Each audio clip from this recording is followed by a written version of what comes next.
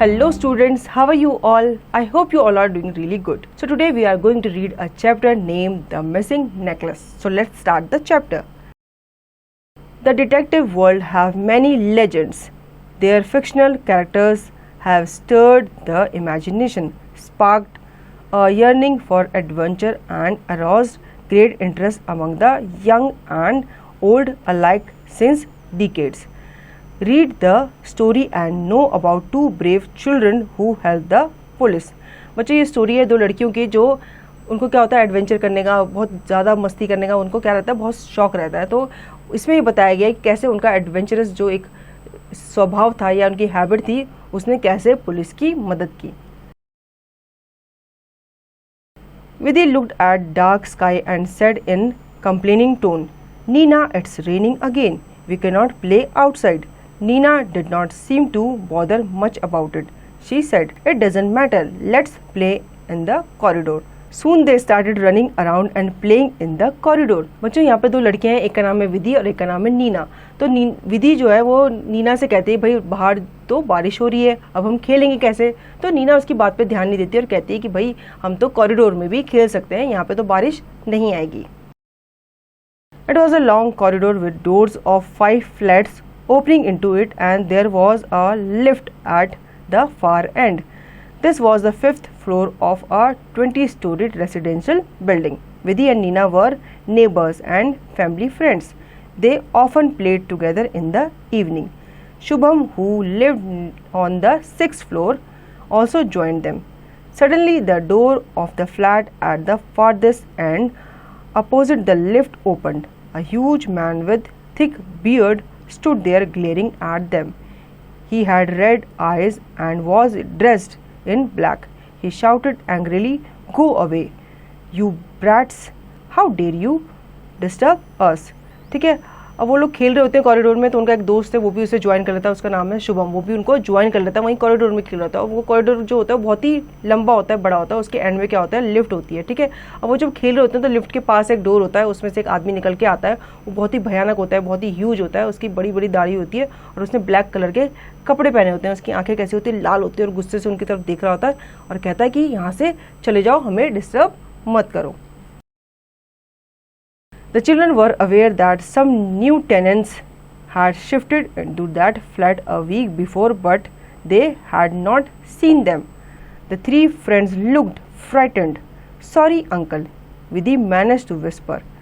The door closed with a bang and the 3 children went back to their houses. ठीक है. अब वो बच्चे नहीं जानते थे कि भाई यहाँ पे कोई रहता है. वो हालांकि एक हफ्ते पहले ही वहाँ पे शिफ्ट हुआ था, किराएदार था कोई. अब वो बच्चे जो होते हैं उसे सॉरी कहते हैं कि भाई सॉरी. अब हो सकता है उन्होंने उसकी क्या की नींद डिस्टर्ब की है, शोर मचा के वो उसे डिस्टर्ब कर रहे थे, तो उन्होंने उसे सॉरी बोला और अपने घर की तरफ वापस चले गए. और उस आदमी ने भी अपना जोर सा डोर पटका, वो भी अंदर चला गया. The next morning was as usual. While Vidhi was having her breakfast and was getting ready to leave for school, she was also watching the news on TV. The news reporter said in a serious tone, "There is a breaking news coming in right now. A priceless necklace which was part of Begum's collection was stolen from the National Museum last night. The thieves decamped with the necklace and some precious jewels. The necklace is esteemed to be worth $12 million in the international market. The CCTV cameras were disconnected by the thieves. The police remain clueless and no arrests have been made so far. Take a look at the picture of the stolen necklace, and for any information regarding this theft, please contact the helpline number 112. A reward of ₹10 lakh would be given to the person providing any information about the thieves." ठीक है. अब बच्चे अपने घर चलाते हैं. Next day क्या होता है, वो जो बच्ची होती है वो अपने कहाँ जा रही होती है, स्कूल के लिए वो रेडी हो रही होती है. ठीक है. अब वो स्कूल के लिए रेडी हो रही होती है तो उसके टीवी पे क्या चल रही होती है, न्यूज़ चल रही होती है. उसके पापा क्या देख रहे होते हैं, न्यूज़ देख रहे होते हैं. उस न्यूज़ में आ रहा होता है कि एक नेकलेस जो है, एक कीमती हार चुरा लिया गया है. कहाँ से, एक नेशनल म्यूजियम से चुरा लिया गया. और चोरों ने क्या किया, वहाँ के सीसीटीवी कैमरा क्या किए, वहाँ के सीसीटीवी कैमरा को डिस्कनेक्ट कर दिया था ताकि वो पकड़े ना जाएं. ठीक है. और उन्होंने नेकलेस तो चुराया, उन्होंने क्या किया, बाकी की ज्वेलरी जो पड़ी हुई थी वहाँ पे वो भी चुरा ली। अब वो बताते हैं कि नेकलेस की जो कीमत है वो कितनी है, $12 मिलियन है, मतलब बहुत ही ज़्यादा है। ठीक है, तो पुलिस जो होती है वो उसको अभी चोरों को नहीं ढूंढ पाई है। और फिर टीवी में क्या आता है, एक फ़ोटो आता है कि भाई ये नेकलेस का फ़ोटो है, आपको कहीं दिखे तो आप प्लीज़ पुलिस को इन्फॉर्म करो। उसके लिए आपको क्या मिलेगी, एक राशि मिलेगी, अवार्ड मिलेगा, रिवॉर्ड मिलेगा, जिसकी कीमत थी कितनी, 10 lakh rupees. As the picture of the necklace flashed on the screen, Vidhi heard the honking of the school bus. She ran out with her bag, the image of the necklace lingering in her mind. अब जैसी उस necklace की photo TV में flash हुई तो वैसे क्या हुई, विधि की बस आ गई, बस ने हॉर्न किया और उसने क्या किया, बस नेकलेस देखते ही अपना बैग उठाकर वो बस में चढ़ गई। अब उसके दिमाग में क्या था, उस नेकलेस की फ़ोटो छप गई थी, मतलब वो बार बार उस नेकलेस के बारे में ही सोची जा रही थी। That afternoon, Vidhi went to Nina's house to return her set of color pencils which she had borrowed. While coming back to her flat, she heard loud voices from the flat where the huge man lived. She stood there for a few seconds, trying to overhear what was being said inside. She was no less than a curious cat. You should have thought about the escape route. Don't blame me. We better leave in a day or two. The necklace has got to be taken somewhere. She heard footsteps coming towards the door before she ran towards her flat as fast as she could. अब next day क्या होता है, शाम के time पे वो क्या करती है, अपनी फ्रेंड को उसकी कलर पेंसिल्स वापस लौटाने जाती है। वापस में जब वो वापस आ रही होती है अपने घर की तरफ तो उसे कुछ आवाज़ें आती है उसी घर से जहाँ पे वो लोग रह रहे होते हैं, जो किराएदार रह रहे होते हैं ना, वहीं से उसको आवाज़ें आ रही होती है। और वो क्या करती है, उस दरवाजे की तरफ जाती है, अपने कान लगाती है और सुनने की कोशिश करती है कि भाई अंदर ये लोग क्या बातें कर रहे हैं। तो वो लोग ज़ोर ज़ोर से चिल्ला रहे थे कि भाई तुम्हें वहाँ से नहीं जाना चाहिए था, तुम्हें अपने नेकलेस को छुपाना पड़ेगा, हमें कोई पकड़ लेगा, ऐसी ऐसी आवाज़ें आ रही थी। वो आपस में क्या कर रहे थे, एक दूसरे से बहस कर रहे थे। अब वो उसने सुना भाई उस नेकलेस, तो उसके कान खड़े हो गए कि कहीं ये वही नेकलेस तो नहीं है जो चुरा लिया गया है। ठीक है, अब वो इतना सोच ही रही होती है कि उसको दरवाजे की तरफ फुटप्रिंट्स की आवाज़ आ रही होती है, मतलब उसे लगता है कि कोई फुट स्टेप मेरी तरफ आ रहे हैं और वो वहाँ से क्या करती है, वहाँ से भाग जाती है डोर खुलने से पहले। In the evening, she told Shubham and Nina about the incident and the lost necklace. Shubham laughed at her. You girls are going to catch the thief. I am a strong and intelligent boy. Let me catch the thief. It need courage, planning and an alert mind to solve such cases. Both of you will not be able to do anything. Anyway, I think you are just being foolish and imagining things.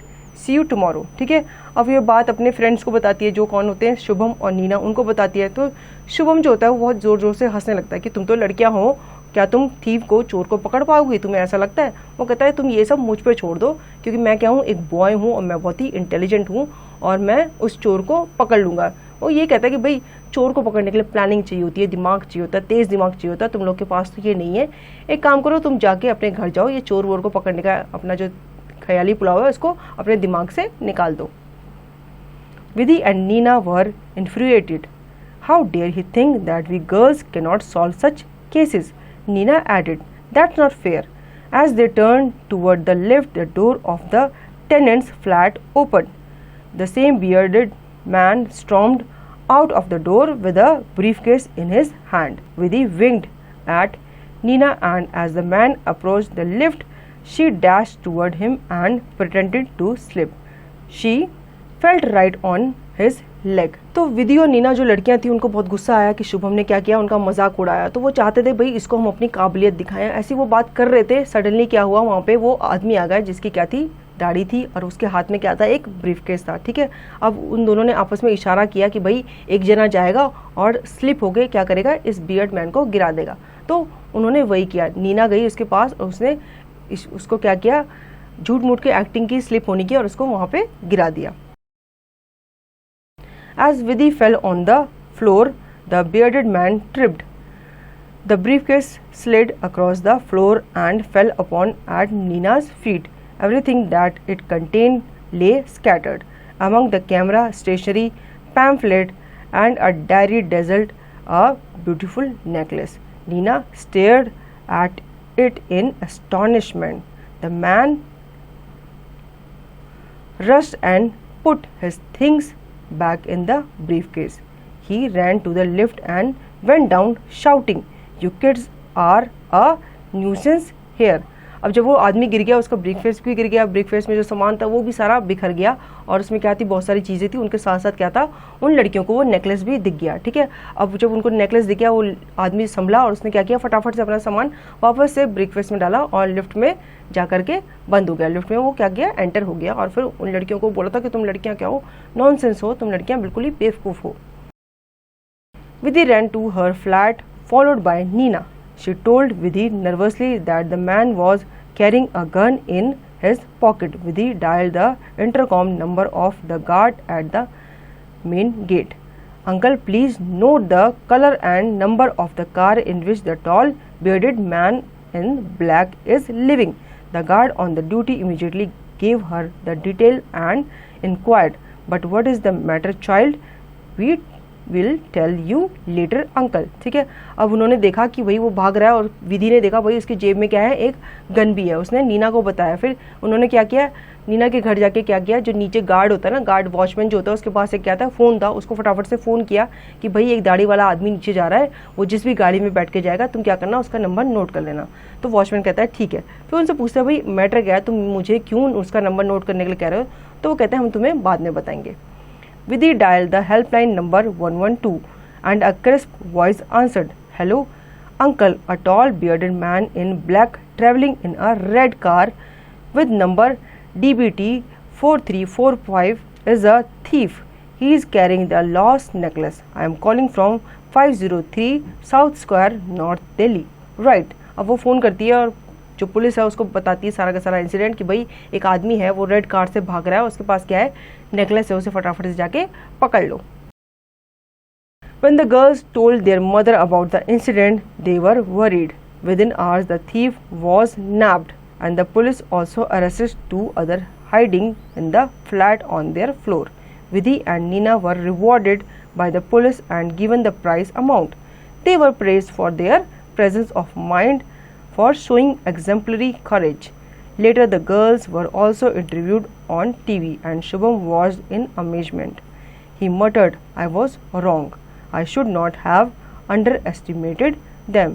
ठीक है, अब police को जैसी खबर मिली, उसने क्या किया, उस चोर को जाके पकड़ लिया, और जो उसके साथी जो फ्लैट में छुपे हुए थे उनको भी जाकर के पकड़ लिया और उनसे वो नेकलेस बरामद कर लिया। ठीक है, अब इसके लिए उन दोनों लड़कियों को क्या मिली, शाबाशी मिली। ठीक है, सबने उनको क्या किया, प्रेज़ किया, उनकी तारीफ़ की, और उनको क्या किया, पुलिस के द्वारा उनको रिवॉर्ड भी दिया गया। उनके पेरेंट्स भी क्या कर रहे थे, उनकी बहुत तारीफ़ कर रहे थे कि भाई हम बहुत प्राउड फील कर रहे हैं, हमारी बेटियाँ इतनी समझदार, इतनी होनहार हैं। और ये सब देख करके शुभम जो था वो बहुत ही नर्वस हो रहा था। क्यों? क्योंकि उन लड़कियों का जो इंटरव्यू था वो टीवी में आ रहा था। जो बहादुर बच्चे होते हैं उनका क्या किया जाता है, मीडिया द्वारा उनका इंटरव्यू लिया जाता है ना, तो फिर उसको टीवी में दिखाया जाता है। तो वही चीज़ शुभम देख के हैरान हो रहा था, और वो सैड भी फील कर रहा था कि मैंने अपनी फ्रेंड्स को बहुत ही गलत समझा।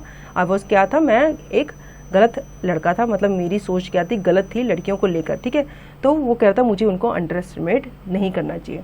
तो बच्चों कैसे देखा आपने, कैसे उन लड़कियों ने सूझबूझ से पुलिस की हेल्प लेकर उस चोर को पकड़वाया। तो कैसी लगी स्टोरी? आई होप आपको ये स्टोरी अच्छी लगी होगी। अब इसकी दी गई एक्सरसाइज की प्रैक्टिस आपको खुद से करनी है।